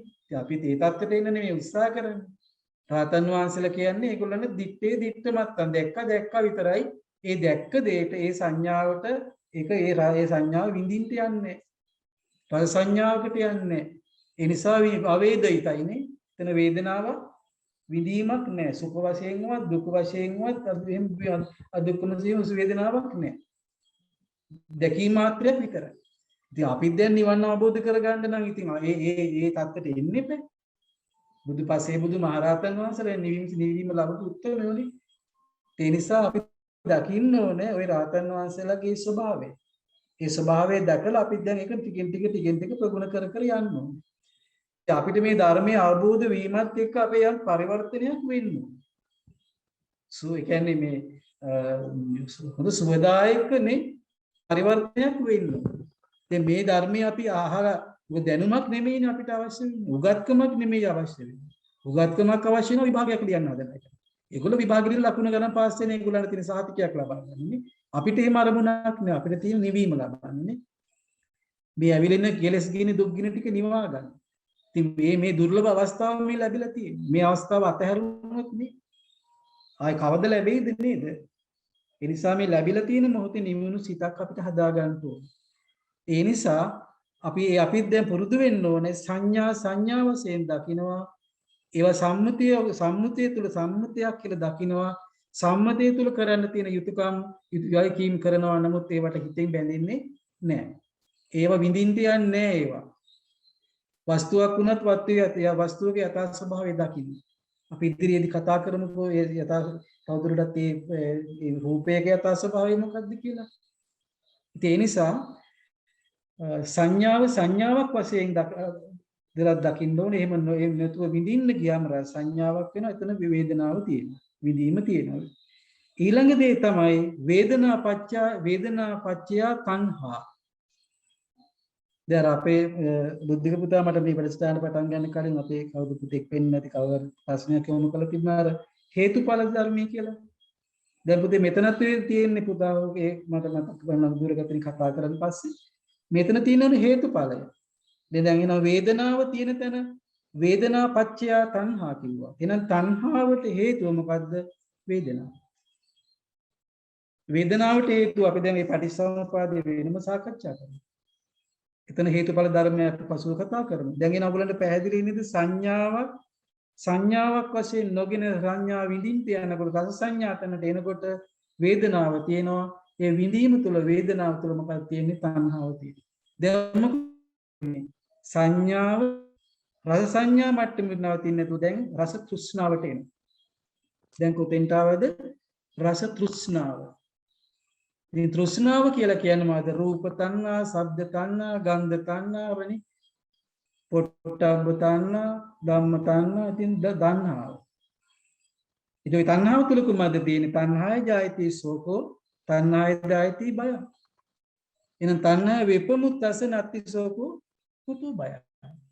ඒ නිසා අපිට මේ බියක් ඇති වෙලා තියෙනවා නම් ශෝකයක් ඇති වෙලා තියෙනවා නම් ඇයි? දැන් අද අපිට හොඳට දැනෙනව නේද? දැන් අපිට දැන් මම නැත්තම් දැන් රාතන් වහන්සේලාත් ශරීරයක් ඇසුරු කරනවා. ඒ රහතන් වහන්සේලාත් ඇසුරු කරන ශරීරය කියන එක දිරනවා. ඒ ශරීරවල ලෙඩ වෙනවා. ඒ ශරීර මැරෙනවා. නමුත් රහතන් වහන්සේලා දකින්නේ මම දිරනවා, මම ලෙඩ වෙනවා, මම මැරෙනවා කියලා. මොකද මමත්වයක් නැහැ. රහතන් වහන්සේලා දකින්නේ මෙතන තියෙන්නේ මම කියලා කෙනෙක් නැහැ. ඇත්තේ සිත හා කය එකතුව කරන ක්‍රියාවලියක් පමණයි කියලා රහතන් වහන්සේලා දකිනවා. ඔය නිවර්දි දැක්මට එනතෙක් අපි මේක මමයි කියලා අරලගත්තාම අපිට බිය ශෝකේ දැනෙනවා. ඒ නිසා අපි දන්නේ නැහැ සාමාන්‍යයෙන් අපිට ආයු ප්‍රමාණයක් තියෙනවා. ඒ ආයු ප්‍රමාණය අපිට ඉන්න ආයු ශක්තිය තියෙයි. මේ අපිට මේ පෙරුණාට මේ මෙතන මේ රූපයක් විතරක් ශරීරයක් විතරක් මෙතන ක්‍රියාත්මක වෙන තව ශක්ති හතරක් තියෙනවා. මොනවාද? චිත්ත ශක්තිය, කර්ම ශක්තිය, ආයු ශක්තිය, ඥාන ශක්තිය. ඒතර ඒ කර්මය හා බැඳුණු අපිට ආයු ප්‍රමාණයක් තියෙනවා. ඒ ආයු ප්‍රමාණය අවසන් වෙනකොට අපිට යන්න වෙනවා කොවිඩ් තිබ්බත් එකයි නැතත් එකයි. කොවිඩ් නිසාම මැරෙනව නෙවෙයි ආයුෂය අවසන් වුණාම යන්න වෙනවා. ඔන්න වගේ මේ අද අවබෝධයෙන් දකින්න ඕනේ. නැතුව මේ ශෝකයේ බය ඇති කරගෙන ඉන්න ඕනේ.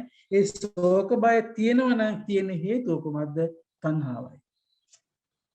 බුදුරජාණන් දේශනා කරන්නේ. ඒ නිසා තණ්හාවෙන් අල්ලගත්ත දේවල් තමයි මේ ශෝකයට හේතුව. අර මම අපේ වාරණ වැඩසටහන සහභාගී වෙච්ච අක්ක කෙනෙක් ගෙදරකට මම ගිය දවල්ක ඒ අක්ක මට පෙන්නුවා ඒ කාමරේ ගහලා තියෙන වචනයක් තණ්හාවෙන් අල්ලගත්ත දේ අතහැරීම නිසා දුක් විඳිනවා. ඒක තමයි ඇත්ත. ඒ නිසා තණ්හාය ජායති සෝකෝ, තණ්හාය ජායති බයං. මොනවා නැති වෙයි. ඒ සෝකේ බයට හේතුව අර අපි තණ්හාවෙන් අල්ලගත්ත නිසා. තණ්හාව තියෙන තැන මොකද? තණ්හා පත්‍ය උපාදාන. උන දැඩිව අල්ල ගන්නවා මම මගේ කියලා. මම කියලා මගේ කියලා. දැඩිව අල්ල ගන්නවා. ඒ උපාදානයේ නිසා මොකද්ද ප්‍රශ්නේ? උපාදානයේ නිසා ප්‍රශ්නේ මොකද්ද? උපාදාන පත්‍ය භව. ඒ නිසා භව කියන තැනට වෙනවා. ඉතින් අපි ඒක දැන් ඔයගොල්ලන්ට පැහැදිලි ඇති පියවරෙන් පියවර නේද? ඉතින් දැන් ඔය ඔතෙන්දී මට තව දෙයක් කියන්න ඕනේ ඔයගොල්ලන්ට එක්ක. දැන් ඔය උපාදාන කරගන්න තැන තණ්හාව තියෙන තැන උපාදානෙ තියෙනවා. තණ්හා පත්‍ය උපාදාන. උපාදාන කරගන්නේ හොඳයි ප්‍රියයි නේද? හොඳයි කියලා එහෙම ප්‍රිය වශයෙන් අරමුණු දැකලා ලං කර ගැනීමකුත් තියෙනවා. ඒකත් උපාදානයි. ප්‍රශ්නේ තියෙන්නේ එහෙම ප්‍රිය වශයෙන් විතරක් නෙමෙයි ලං කරගන්නේ. නේද? මිතුරු හතුරෙක් කියලාත් එයාත් ලං කරනවා. ඇයි දැන් අපි කියමු හතුරෙකුට පරින්ටත් ළඟට යන්න එපා. හිතෙන් අල්ලගෙන තියෙන හතුරෙක් කියලා. සමාජයට එයාලා කියන්න පුළුවන් මම උන් අයින් කරලා තියෙන්නේ කියලා, මම අතහැරලා තියෙන්නේ කියලා. නමුත් අතහැරියට එතන අතහැරියට එතන තියෙන අතහැරීමට හේතු ටික උපාදාන කරලා තියෙනවා. සමහර අය කියනවා අනේ උන් වැඩක් නැහැ මම උන් අතහැරලා තියෙන්නේ. උන් එක මගේ ආසක් නැහැ කියලා. නමුත් එහෙම කිව්වට එයා ඒ අතහැරීමට හේතුවක් තියෙනවනේ. එතන ඇත්තෙම තියෙන අතහැරීම නෙමෙයි එතන තියෙන ප්‍රතික්ෂේප කිරීම. ප්‍රතික්ෂේප කරන්න හේතුව ඇති. නිසා හේතු යමක් ප්‍රතික්ෂේප කරනවා නම් ඒක අතහැරීම නෙවෙයි. එහෙම සමහර අය ඉන්නවනේ. ඒ නිසා මෙතන ඔය උපාදාන කියන්නේ ඒ වගේ හොඳයි ප්‍රියයි කියලා අල්ල ගන්නවා වගේම අප්‍රියයි තමිතුරක් කියලා හතුරෙක් කියලා ඒ විදිහටත් අල්ලගන්නවා. ඔන්න ඉදිරි ලං වෙලා ඉන්න. ඒ නිසා උපාදානය නිසා මොකද වෙන්නේ? උපාදාන නිසා කොහොමද අන්තිමේ උපාදාන කරලා තියෙන්නේ මොනවද කියලා බලන්නකො ඉතින් අවසානයේ. ඒ වගේ හොඳයි කියලානේ ප්‍රියයි කියලානේ. එහෙම උපාදාන කරගත්තාම එතන ඇත්තෙන්ම රැස් වෙන්නේ මොනවද? ලෝභ සිත. එන ලෝභය තමයි උපාදාන කරන්නේ. ඒ සමහරක් කියන මට නොදක ඉන්න බෑ. නොදක ඉන්න බෑ කියන්නේ ඒ එතන තියෙන උපාදාන කරන්නේ. දැන් අපිට අපි ළඟට ආවයි කියන්නේ අපි වෙලාවට යාට ඒ මොහොතේ කලියුත් කරන්නේ. ඒකේ ප්‍රශ්නයක් නෑ. සම්මතයේ තුල ඒ තියෙන ඥාතිකම් හිතවත්කම් පවත්වාගෙන සම්මතයේ තුල කල යුතු දේ කරනවා. නෝ ප්‍රශ්නේ තියෙන්නේ හිතෙන් බැඳිලා නෑ. ඒ බැඳිලා නම් මොකද වෙන්නේ? ඒකේ බැඳුණු කෙනා ළඟ නැති වෙන්න පුළුවන්. නමුත් එයා හිතෙන් බැඳිලා එතකොට ඇත්තෙන්ම බැඳිලා තියෙන කුමකටද? එතන ඇලෙන ගතිය තියෙන නිසා එතන බැඳිලා තියෙන ලෝභයට.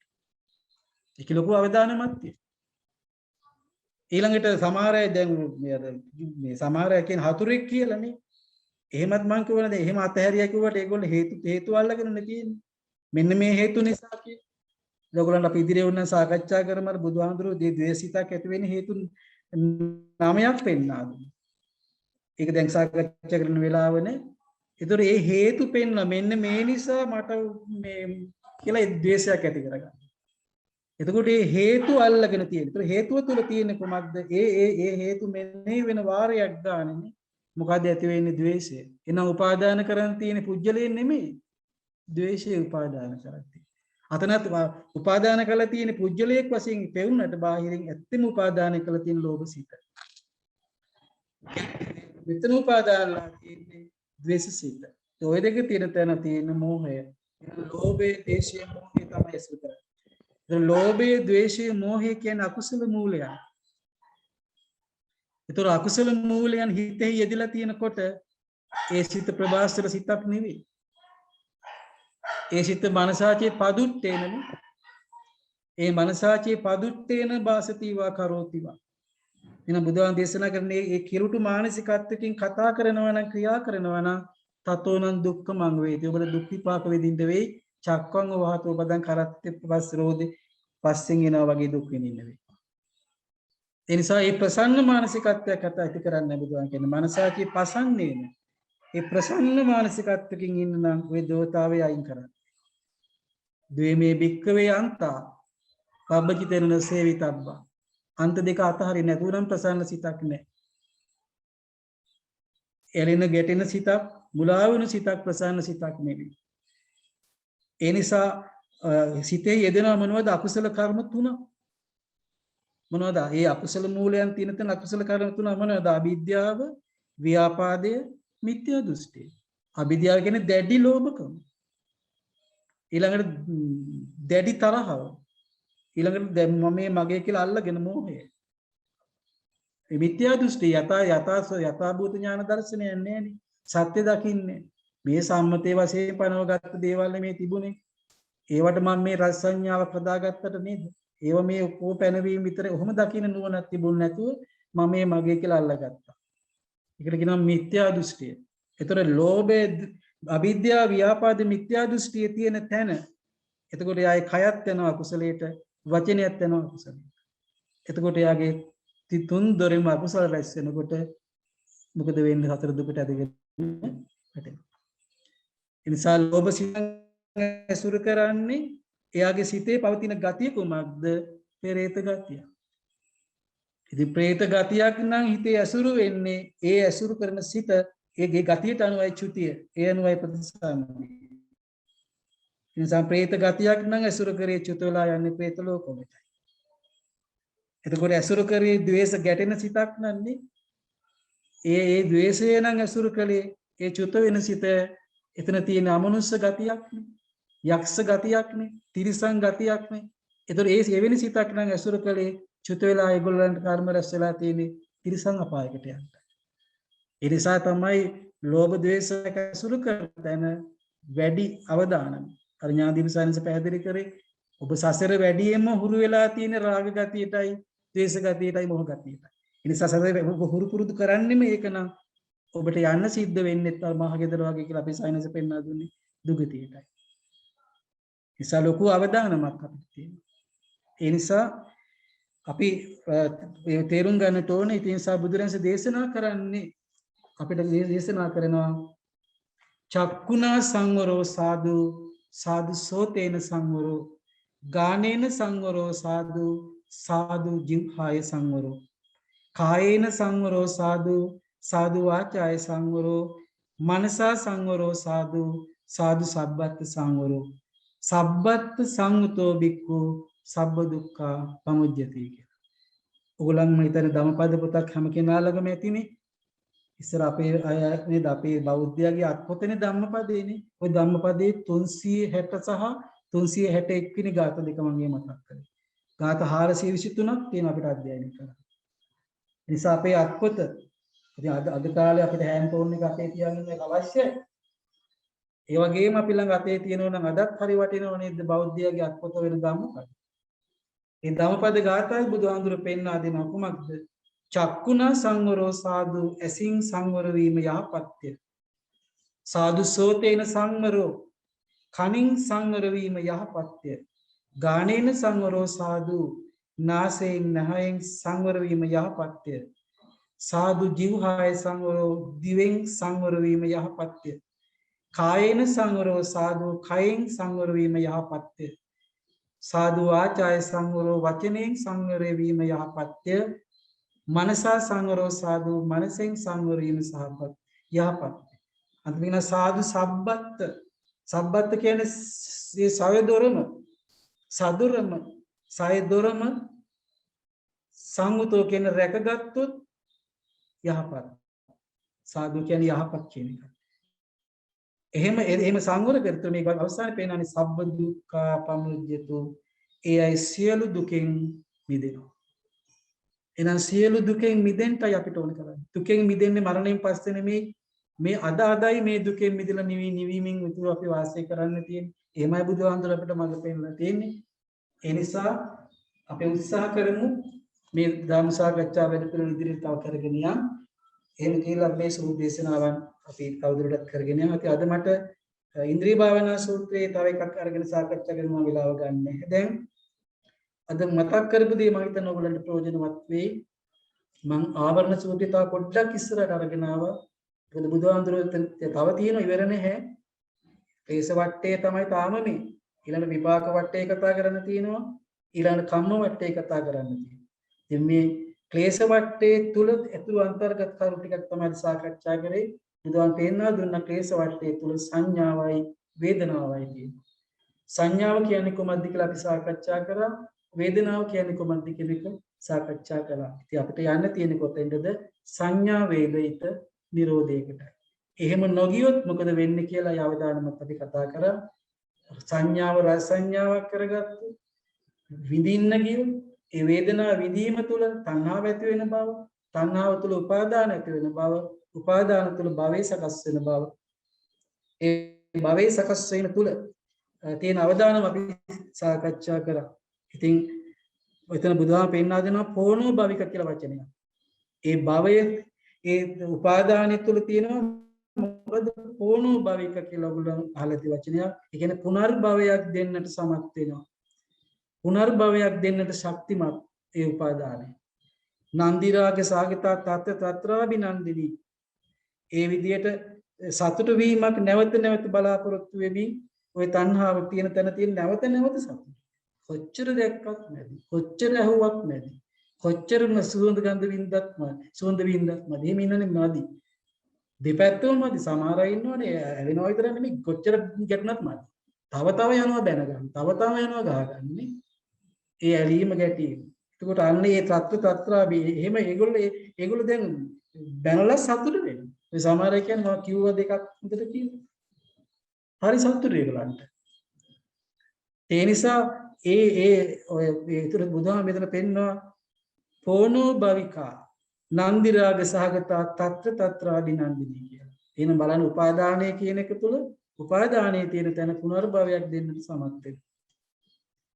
ඒ නිසා පුනර්භවයක් ඒ තව තත්ත්වෙන් නම් සිත පවත්වාගෙන යන්නේ අපි පුනර්භවය බලාපොරොත්තු වෙන්න වෙනවා. ඉතින් මොකද භවපච්චය ජාතිනේ. ඒ භවය සකස් වෙනවා නම් ඒ ඇසුර කරන සිතේ ඒ මොහොත තියෙන ඒ ගතියට අනුව චුත වෙලා නැවත තැනකට කරා යන්නේ. ඒ නිසා අපිට අවශ්‍ය වෙන්නේ ඔන්නේ විශේෂයෙන්ම සෝතාපන්න තත්ත්වයටවත් අපිටපත් වෙන්න පුළුවන් වුණොත් අපිට රැකවරණය බුදුරජාණන් දීලා තියෙනවා. නීත සම්බෝධිය කරා යනවා කියලා සෝතාපන්න තත්ත්වයටපත් වෙන ආරශාවක. ඒ නිසා සතර පාදුකින්වත් අත මිදෙන්න අවබෝධය වහව ලබා ගත්තොත් ඒක හරිය වටිනවා. බුද මරුව පස්සෙන් පන්නන කාලයක් තියෙන්නේ. ඒ නිසා අප්‍රමාදීව මේ ධර්මය අපි අවබෝධ කරගමු. ඉතින් අපි ඊළඟ දවසේ මම කතා කරන්නම් අපේ ඉන්ද්‍රිය භාවනා සූත්‍රය විශ්ලේෂණය මම කරුණු කතා කරන්න යන්නේ නැහැ. ඉතින් අපි අද දවසේ මේ කරපු සාකච්ඡාව තුළ ඔයගලන්ට යම් කිසි ගැටලු මතුවනවා නම් ඒවා මගෙන් විමසන්න පුළුවන්. ඔයගලගේ අදහස් යෝජනා ඉදිරිපත් කරන්න පුළුවන්. අපි මේම සතියක් කර සතියක් හැමදාම සවුන්දට මේ සාකච්ඡාව කරගෙන යමු. ඉතින් අපිට අර මට මතකයි අපි අර මේ වාරණ පන්සලේ අපි ශ්‍රීලතා අක්කමට මතක් කරානේ මල්ලි. හරි වටිනවා පුළුවන් නම් කාලේ වැඩි කරමු කියලා. මොකද අර තාක්ෂණික දෝෂ ඇති වෙනවා තමයි charge කරන ෆෝන් charge වෙලා තියෙනවා වහින්න පුළුවන්. ඒ ප්‍රශ්න නිසා අපිට අර විහාරස්ථානයේ ඔගේ දිගු වෙලාවක් සාකච්ඡා කරන්න තියෙන අවස්ථාව නැතිගෙන කනගාටු වෙනවා. ඉතින් කමක් නැහැ අපිට වටින්නේ කතා කරන වෙලාව කොතෙන්ද කියන මේ කතා කරපු කරුණු කොතෙක් අපේ ජීවිතේට අපේ නිවීම සඳහා වටිනවද කියන එකයි. නිසා අද මේ සාකච්ඡාව තුළත් ඔයගොල්ලන්ට යම්කිසි අවබෝධයක් ලැබෙන්නේ නැති. ඒ නිසා අපි ප්‍රාර්ථනාවක් කරමු විතරම අපිට ඒ මේ බුදුරජාණන්සේ උතුම් සද්ධර්මයෙන් අපිට අසන්ට ලැබේවා. ඒ සද්ධර්මය අවබෝධ කරගත්තේ කල්යාණ මිත්‍රයන්ගේ ඇසුර අපිට ලැබේවා. ඒ උත්තමයන්ගෙන් ඒ නිවීම ලබපු උත්තමයන්ගේ නිවීම ලැබමි යන උත්තමයන්ගෙන් ලබපු උත්තමයන්ගෙන් අපිට සද්ධර්මය අසන්ට ලැබේවා. ඒ සද්ධර්මයේ අපි යෝනින් විමස බලන්ට යෝනිසෝ මනසිකාරය ඒනලේ ධම්මං ධම් පටිපදා තුළින් මේ දුකෙන් අත මිදෙන්න අපිට වාසනාව ලැබේවා කියලා අපි ප්‍රාර්ථනා කරමු. ඒ නිසා අද මේ සාකච්ඡාවට සහභාගී වුණු සියලු දෙනාටමත් අපි ආශිර්වාද කරනවා. සියලු දෙනාටද නිරුත් භව නිරෝගී භාවයේ සෝපත් භාවයෙන් නිගාසිරි සම්පත් ලැබේවා. ආයු වර්ණ සත් බල ප්‍රඥාව වැඩේවා. ඔබටද මේ ධර්මයේ සත්‍ය ධර්මයේ තවතවත් අසන්ට ලැබේවා. මොකද අද කාලේ ඔයගලන්ට ලැබිලා තියෙන මේ විවේකය අද කායික විවේකයක් තියෙනවා, චිත්ත විවේකීකුත් යම් ප්‍රමාණයක තියෙනවා. ඒ නිසා මේ කාලේ උපදින ගන්න අන්තර්ජාලය හරහා දේශනාවන් අහන්න පුළුවන්. හැබැයි ඔයගලන්ට ගැලපෙන ස්වාමීන් වහන්සේලා ඔයගලන් දේශන තෝරගන්න මට නම් කරන්න බෑ. තෝරගෙන හැබැයි එකම ස්වාමීන් වහන්සේ කෙනෙක්ගෙන් එක දිගට යන දේශනා මාලාවක් තමයි ඔබට වටින්නේ. එහෙම නැතුව අපිට අවබෝධයක් ලබා ගන්න අපහසුයි. ඒ නිසා ඒ විදිහට තව ධර්මයේ පුරන්ට අහලා අවබෝධ කරගන්න මේ සාකච්ඡාවට සෑම සතියක් කර සතියක්ම මේ වෙලාවට ඔයගොල්ලෝ වෙලා දැන් අපමිතර බොහොම ආසාවෙන් ඉන්න බව මම දන්නවා. ඒ විදිහට සහභාගී වෙන්න අපි දිගටම මේ ධර්ම සාකච්ඡා කරමින් අපේ මේ වෙලෙන දින නිවාගෙන අපි නිවීම කරා යම් ඒ සඳහා අපි සිත දිනාටම තව තවත් මේ සත්‍ය අවබෝධ කරගන්න හැකියාව ශක්තිය සාධාරණී තිරවසන්නේ ලැබේවා. ඒ සඳහා අවශ්‍ය කරන ආයු වර්ණ සැප බලේ ප්‍රඥාව වැඩේවා කියලා ප්‍රාර්ථනා කරමින් අපි දෙවියන්ට පුණ්‍ය අනුමෝදනාවක් කරමු. පුණ්‍ය අනුමෝදනාවක් කළා සාකච්ඡාව අපි අවසන් කරමු. ආකාශට්ටා ච බුම්මට්ටා දේවානාගා මහිත්‍තිකා පුඤ්ඤන්තං අනුමෝදිත්වා තිරන් රක්ඛන්තු ලෝක සාසනං තිරන් රක්ඛන්තු දේශනං තිරන් රක්ඛන්තු මං පරන්ති ittavata ca ammehi sampadaṃ puñña sampadaṃ sabbe deva anumodantu sabbe bhūta anumodantu sabbe satta anumodantu sabba sampatti siddhya sabbitiyo vivajjantu sabba rogo vinassatu mate bhavattantarayo sukhe dekayuko bhava භවතු සබ්බ මංගලං රක්ඛන්තු සබ්බ දේවතා සබ්බ බුද්ධානුභාවේන සබ්බ ධම්මානුභාවේන සබ්බ සංඝානුභාවේන සදා සුත්ති භවන්තු තේ ආයුරාෝග්‍ය සම්පatti සග්ග සම්පatti මේවත අතෝ නිබ්බාන සම්පatti හිමිනාතේ සමිඤ්ඤතු සමුව දුරු වේවා දුක් කරදර නොම වේවා සියලු රෝග වෙනසේවා ආයු ලබා සරදේවා සියලු දිනාටම තිරුවන් සරණයි. ඔයාලට මොනවද ප්‍රශ්නයක් තියෙනවා නම් අපි කතා කරන්න පුළුවන්. තව විනාඩි 10ක් විතර අපි සාකච්ඡා කරමු. ඔයාලන් ගැටලු තියෙනවා නම් නැත්නම් අපි ළඟ සතියේ මේ ළඟ සතියේ සමුදායටත් නැවත මුදේ සියලු දිනාටම තිරුවන් සරණයි.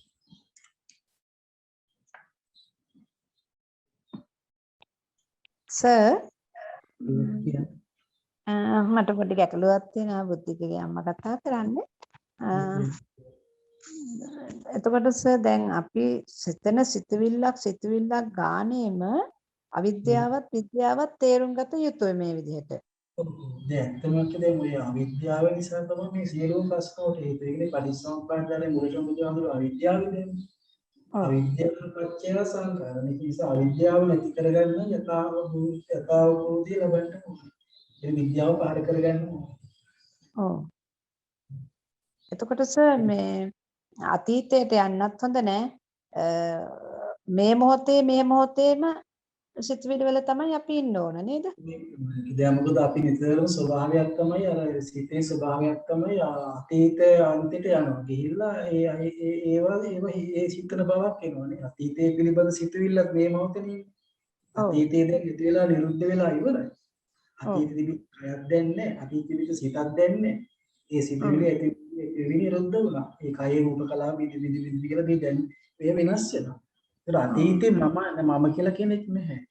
එතකොට දැන් අනාගතෙත් තව ආවේ නැහැ. මූ ප්‍රශ්නේ තියෙන්නේ දැන් අතීත පිළිබඳ සිතුවිලිත් මේ මොහොතේ ඉන්නේ අනාගතය පිළිබඳ සිතුවිලිත් මේ මොහොතේ ඉන්නේ. ඉතින් ඔය දෙක අන්ත දෙකට වැටලා ඉන්නකොට වෙන්නේ හිතට මහා බරක්. බරයි අනාගත බරයි. ඒක කොහොමද කද බිම තියන්නේ. එතකොටයි සහැල්ලුව. කන්නේ මේ සෝද සල්ලබකුත් කියලා කියන්නේ උතන තමයි. සහැල්ලුව. මේ මොහොතේ ඉන්නේ. මේ මොහොතේ මේ ජීවිතේ පවත්වාගෙන යනවා. දැන් දැන් සාකච්ඡා කරපු දේ අනුව අපි දැන් ඇසි රූප දකින්නකොට දැන් අපි මේ ලබාගත් අවබෝධය ඔස්සේ කිසිම දකින්න රූපයක් සංඥාවක් වශයෙන් විතරක් දකින්නවා රස සංඥාවකට යන්නේ නැහැ. සංඥාවට ගියොත් රස තෘෂ්ණාව වෙනවා. තෘෂ්ණාවව උපාදාන වෙනවා. උපාදානොත් භවයේ සකස් වෙනවා. ජාති දිගටම පැටලලා යනවා අන්තිම ජාය ජරා ජාති කියනකොට ජාතිපච්චය ජරා මරණ ශෝක පරිදේ දුකින් ගත මිදෙන්නේ නැහැ. නිසා මේ මොහොත තමයි ඉන්නේ කියලා බුදුරජාණන් දේශනා කළා. සර් එතකොට තව මට ප්‍රශ්නයක් තියෙනවා. දැන් මරණයේ වෙලාවේදී අපි සෝතාපන්න තත්ත්වයටපත් වෙලා නැති වුණොත් ඒ අවස්ථාවේදී දරුවෙක් හෝ කවුරු හරි බුදුරුවක් පෙන්නුවයි කියන්නකෝ. ඒ බුදුරුව පෙන්න අවස්ථාවේදී එතනත් එතකොට රූපේ විඥානයේ අර බුදුරුව රූපෙට යනවා නේද? දැලෙනවා නේද? උපාදානය වෙනවා නේද? මේ ශ්‍රද්ධාව කියන එක ඇති කරගත්තම සදහැ සිත දැන් අපිට දැන් මදී පුතා කරන චක්කමානෝ ඒ ගාථාවේ තියෙන්නේ දේ පුතාට ඒ මාගේ චක්ක ඒ මාගේ පුතාට ඒ බුදුරජාණන් වහන්සේ මේ කියන්නේ ගුරුවරයා මුණ ගැහින් රංකහවණු අරගෙන යනකොට මගදී මහ විපතකට මුණ දුන්නේ. බුදුරජාණන් සෙකලේ දරුවට පිට වෙන තමයි තින්ද වැඩි. නමුත් ඒ දරුවට ඒ ගුරුවරයාට අරගෙන ඒ පඳු ටික පැහැර ගන්නකොට ඊතලෙකින් විදලා ඒ දරුවා මරණ මංචකේ ඒ මොහොතේදී ඒ දරුවාට අර මතක් වුණේ අර බුදුරජාණන් කියා දුන්න යෝවද තම්බබ රෝමන ජේසු කියන ඒ ලස්සන තිරුවන් ගුණ තියෙන ගාථාවේ මතක් වුණේ. එතකොට තිරුවන් ගුණ සිහිපත් වෙච්ච නිසා ඒ දරුවා දිව්‍ය ආත්ම භාවයක් තමයි ලබන්නේ. නිසා ඒ දරුවාට ඒ අකුසල කර්මයෙන් මුදවන්න බුදුරජාණන්ට බැරුණා. නමුත් ඒ දරුවාට මරණයෙන් පස්සේ සුගතිය උපතක් කරගෙන උදව්වක් ලැබුණා. ඒ තිරුවන් කෙරේ තියෙන සැලෑ සිත බොහොම වටිනවා. නිසා ධර්මයේ තුලින්ම බුදුරජාණන් කෙරේ පැහැදිලි වෙනවා. කාමූලිකා සද්ධාාවක් නැතුව අවිච්ඡාප්පස ඒක මරණ මංචකයේදී ඇත්තෙම බොහොම වටිනවා. නිසා මරණයේදී මට කිසි බියක් නොවේවා. මරණයේදී මට පුදු ගුණ සිහි වේවා. ඉන්නා වූ කෙනෙක් ගැනවත් තියෙනා වූ දෙයක් ගැනවත් සිහි නොවේවා. අරුමානේ මම මේ මගේ ශරීරය අනේ මම කියලාවත් ඕනේ. මොකද අපි දන්නවනේ මෙතන මමෙක් නැහැ කියලා මම ඉස්සගොල්ලෝ පැහැදිලි කරා නේද? ඔව්. නිසා කවදාහරි අතහැරන දේවල් මේ තියෙන්නේ. නිසා මම වලට කලින් කියන්නට වචනයක් කවදා හරි අතහැරන දේ අතහැරෙන්න කලින් අතහරින්න. හරිනේ. කොහොිට තිබ්බන්නේද මේ ශරීරය අතහරින්නේ? ඒ නැහැ. නිසා අතහැරන දෙයක්. ඒ නිසා අපි දැන් මේක දැන්ටම හිතෙන් අතහැරලා තියෙන නිසා අපිට ප්‍රශ්නයක් නෑ. එතකොට අපිට මේ අර උපාදානයේ ඔය තණ්හාව ඔය ඉන්නේ ඒක සත්‍යවලේ අවදානම අඩි. ඒත් අපිට තියෙන ලොකුම දේ තමයි අපිට තියෙන පරම වගකීම තමයි මේ සිත නැවත දුගතිය උපතක් කරලා යන්න නොදී ආරක්ෂා කරගන්න. ආරක්ෂා කරගන්න. එහෙම නැත්නම් ඉතින් ලොකු අවදානමක් තියෙනවා. නිසා සදහස් තාත් ප්‍රශ්න තියෙනවද ඔයගොල්ලන්ගේ?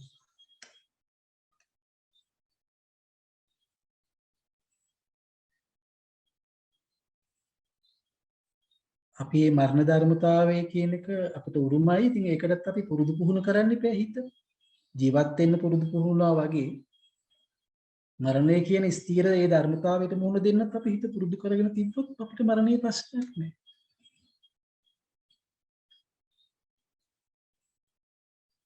එතකොට අපිට ලොකු රැකවරණයක් තියෙනවා. මොකද ඔයගොල්ලන්ට තව ප්‍රශ්න තියෙනවා?